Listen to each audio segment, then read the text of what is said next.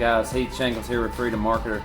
So I want to make a video today about marketing, okay, for real estate, and how me and all these other wholesalers and real estate fix and flippers, whatever, even real estate agents, but primarily I'm talking about investors, okay? So fix and flippers and wholesalers. Talk about some of the marketing, how you do this, how you get your leads. People talk about there's no way someone would sell you their house on 40, 30, 40, 50 cents on the dollar, like $100,000 house for $50,000, $40,000, $30,000, or even $20,000, $10,000, or $5,000. A lot of people think that that's impossible and that it doesn't happen. Let me tell you something. It happens every single freaking day. Every single freaking day. Now, it's more rare for a $100,000 house to be sold at $5,000 or $10,000, but let me tell you, if it's in really bad shape, they might. And if they're in a really bad situation, they might. If they inherited that property from a relative who just passed away and they actually don't give a crap about the house, maybe they live in Florida and the house is in California, and they're like, I don't give a damn about that house out in California on the other side of the country that Aunt Susie passed away and I inherited. I don't give a crap about it. And it's beat up, cat pee all in it, and dog hair and cat hair everywhere, and just, who knows, just a bad situation, roof starting to fall in. That house is still, with the square footage, number of bedrooms and bathrooms, and a good fix and flipper can make that into a $100,000 house still, just based off where it's at, the amount of land, the square footage, and all that. So yes, people do this all the time, and what this video is about is marketing. How do you find these people? How do you find these people who will sell you their house at a crazy discounted rate? Okay, so let's get into it. Alright, so first of all, my last video was about a deal that I'm making 10 grand on, right? 10K wholesale, whatever. Anyways, that house was a house filled with cat pee. I don't know if it still has the cat pee in it or not, but it has the smell in it, and it's disgusting. Like I say, I sprayed it with Febreze like 50 times. Let me tell you how I got that deal, how I found that seller, and how this went. See that? We buy houses. Okay, for people who are already in real estate, you know what that is. That's a bandit sign, okay? I buy these about 100 to 200 at a time and put them out, okay? I put them on little stakes and jab them in the ground. I used to nail them to power poles until the power company in the city, multiple different cities, have called me and been like, look, you can't do that. So I don't do that. And a lot of cities, a lot of places, you can't put these out. I don't know the rules for every city, okay? That depends on your location, and my advice is find out. Google where you live at, the rules on hanging signs, bandit signs, and stuff like that. And just look and see if you see others around town putting out signs for other services, or other investors putting out signs. But anyways, I noticed that my signs, someone may pull them up and steal the sign, but they don't call me and gripe me out about it if the sign's in the ground, like if I don't hang it on a power pole. It's the power poles that's the problem, okay, with hanging bandit signs. But that's not the point of this whole video. The point is, that's how I got that lead. I probably put that sign out, maybe even a couple months ago, and it took that long before the guy called me. Well, he called me though, okay, and I answered. And that's another thing for investors. Answer your dang phone. A lot of people go ahead and do this marketing and then they don't answer their phone. I answered the phone, and it was a live call right then with a seller. I didn't know it was a seller. This could have been a friend calling me. It could have been a family. I didn't know who it was.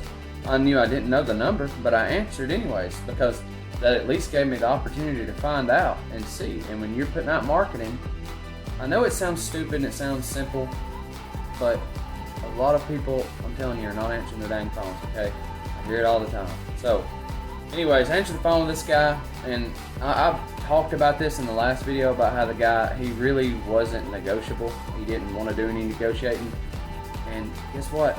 The price that he wanted for that house was already a deal. It was already a deal. Like I say, the ARV, the after repair value on this house was $100,000, possibly up to $120,000, and he wanted $35,000 for it. Ching! $35,000 on a $100,000 to $120,000 property right away. I didn't have to go negotiate anything. That bandit sign right there reeled in $10,000. I paid $1.75 for this, guys. $1.75. Now, that's not the only form of marketing. That's not all I'm going to talk about is bandit signs. All right. You can cold call. You can download your list from listsource.com, and there's other list providers. Get out there and do some research. I'm not going to tell you a whole list of different list providers. Okay, but ListSource is the main one that most investors use, and it is pretty accurate. Okay, so you pay them for a list, and they'll give you a whole list of homes and property owners. It depends on what you pay for it.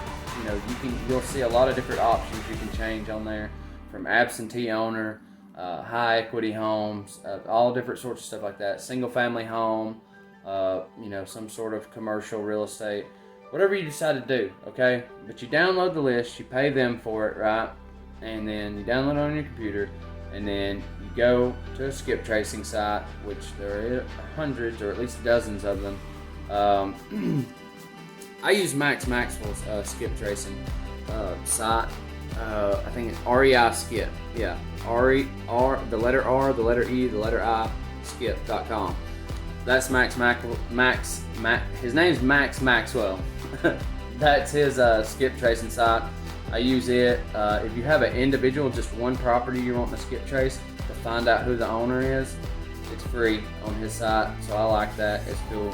And then you have to pay a fee, obviously, with him if you download like a whole list of addresses. Okay, but what you do, you download that list and you cold call. Get you a script or whatever, or come up with your own script, and you start cold calling these people at least 3-4 hours a day. And like I say, it's a numbers game. You're gonna find leads.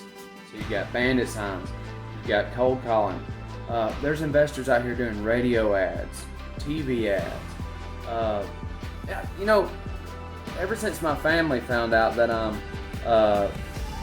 doing, you know, buying houses and doing the whole thing, it's weird. They're like, well, you never know, we may see you on TV one day. And I'm like, well, I mean, you might, but I get the impression, you know, I don't care. I didn't ask them why they said that, but I started thinking about it. It's like, why do they think they're going to see me on TV? I realize now, I think that they've seen these commercials, and I've not even seen one in a long time, but they've been seeing these commercials on the We Buy Houses. Some investors who are paying for TV ads, you know, so they're getting on there and doing these ads, and yeah. So anyways, all right, let me tell you something else that works for finding your leads.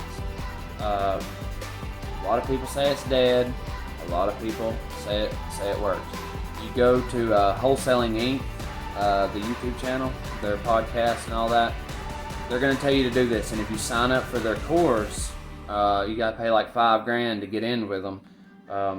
They're going to make you do this as part of the requirements of the course, pretty much, like direct mail, okay, which is sending postcards. I mean, if you want to, you can handwrite letters, but there's companies that you can pay who will send a postcard with like a picture of a property or a picture of their property that you're sending it to, with just some sentences on there saying like, hey, you know, I'm so and so, and I'd love to give you an offer on your house if you'd be willing to sell your house, da da da da da, and you go from there, right? And you just wait and see the phone rings. If you send out enough direct mail, if you handwrite enough letters or type out on a computer, I don't care if you use a damn typewriter. If you send out enough, the phone's gonna ring, and not every single phone call is gonna be, gold. Not every single phone call is gonna be $10,000, $5,000, $20,000, $30,000. I've heard of these crazy wholesale deals. I've not done one this big yet, but $60,000, $80,000. That's kind of hard to do in Alabama, but they're out there. They really are. It's just that properties aren't priced as high. Market value is not as high in Alabama as it is in, say, California. But here's the thing: me being in Alabama, say you're in Mississippi, Tennessee, or Georgia, or wherever the hell you are, you can still call, cold call, and write letters. That they'll deliver the letters to California. The phone will ring in California. You can call out there and do a deal that makes $80,000 out there. Okay, so you can still take advantage of California's market from Alabama or wherever you're at. That is the insanely crazy thing about real estate that I love. I've been in so many different businesses, at least a handful, and it's insane to me because some of the stuff I used to do, it was my own thing that I came up with, and no one else did it. Well, with real estate, everybody and their mama does it. Like, not everybody, but it's a very common thing. Real estate has been a way to make money for so long. You'll hear me harp on and on about it.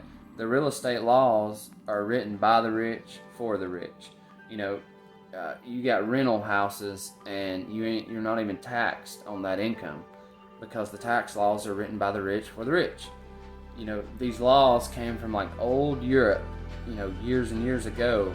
The real estate laws did, because real estate, making money off real estate's been around for so long. It's just common. You've got doctors and lawyers doing it. You've got everyday Joes doing it.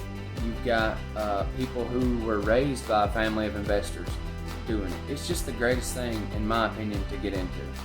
I've always loved real estate. And once you figure out how to do this wholesaling thing, it's a way to get into real estate where you don't have to have any money to get into it other than like maybe gas money. Another marketing method is, I say gas money, driving for dollars. It's where you just drive around and you see a property that has the grass grown up tall, looks vacant, looks abandoned. That's called driving for dollars. Okay, that's another marketing method. You go out and you make a list of houses. You look up the address whenever you find a vacant house, and you try to get a hold of these people. Skip trace them. Try to get a hold of them, the owners. You have to go to the courthouse and look up documents, have them pull some files, and call these people up, give them an offer on their house. Doesn't matter if they're taking it or not. If you're putting offers out there all the time, that's how you're going to get the deal. Anyways, I think it's crazy how many people are in real estate, and in my opinion, it's just, I have to wonder, if you're watching this video and you're not in real estate, what are you doing? Because I don't know another business that you can go from nothing, just have a few $100, maybe $1,000. You don't have to order 100 bandit signs if you don't want to. But if you just order 100 bandit signs, it's like $208 from dirtcheapsigns.com. $208 for 100 signs delivered to your doorstep, and they deliver it with FedEx and all that, and that's not bad. You go hang 100 signs. If you just hang 10 or 20, 25 of them a week, if you have to, just start getting into it. I want to say one thing about all this marketing, right? When you're going into marketing for these houses, make sure that when you're starting off in wholesaling real estate, if you really want to make it work, to pick one marketing stream, just to start with, until you close your first deal, or maybe first couple of deals, because you're going to learn a butt ton whenever you first get started. Like, dude, I've learned so much. I learn something new every single day about wholesaling and real estate. Like, I'll learn something from a buyer. I'll learn something from a seller. I'll learn something that I've seen on a YouTube video, or just looking online, or just fooling around with some software. Like, you learn so much every single day. Don't complicate this business any more than it has to be complicated. Go after, because there's going to be so much stuff that you don't know that it's hard to find it in a YouTube video, that you kind of just have to go through it and learn it, like, you know, just by experience. Go and use some bandit signs, or download lists, figure out, you know, how to do all that, start cold calling, or handwrite letters. I don't care what you do. Drive for dollars. Start learning how to skip trace the numbers. Whatever it is that you do, pick that one thing and go after it. Don't be out here dipping your toe in the water. I can't tell you how many times I've heard this. The successful investors have mastered one stream of marketing.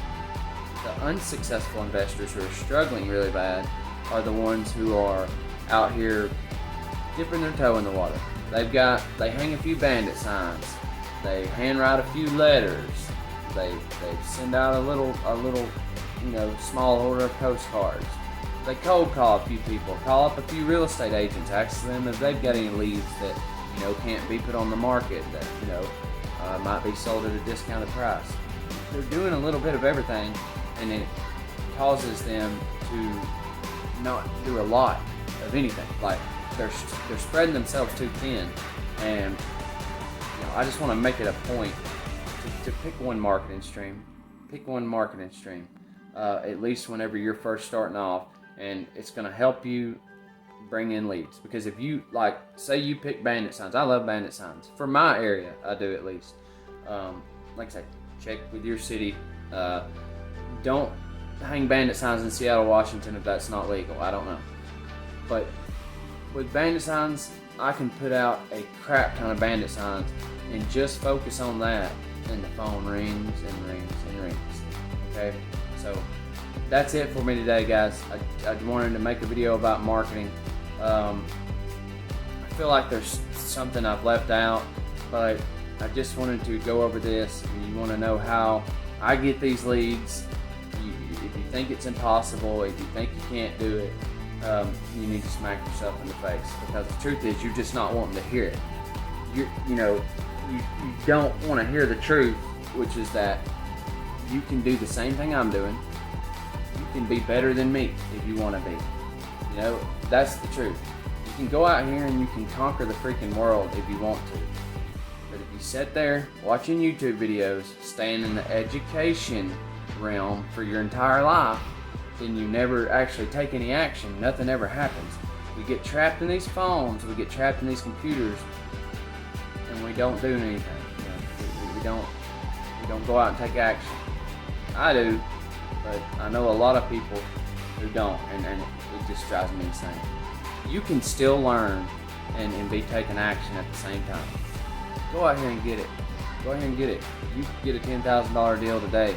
You know, do you want to quit your job really? Or, let me tell you a story before I go, guys. There's a story of the dog laying on the porch. Man walks up on the porch and asks the other man who's standing on the porch, why is that dog laying there whining? The man says, well, he's laying on a nail. The man says, well, why the hell don't he just get up off the nail? He says, because it ain't hurting him bad enough to. Moral of the story. The dog's willing to lay on the nail because it hurts, but it don't hurt bad enough to do anything about it. If it hurts you bad enough that you do something about it, if it hurts you going to work every day, if it hurts you slaving away for the rest of your life, if it hurts you that you don't have the money to do for your kids the way you want to be able to do for them, if it hurts you that you can't do the things that you personally want to do, if it hurts you bad enough, you'll take action. That's my words of wisdom for you today, guys. See you on the next one.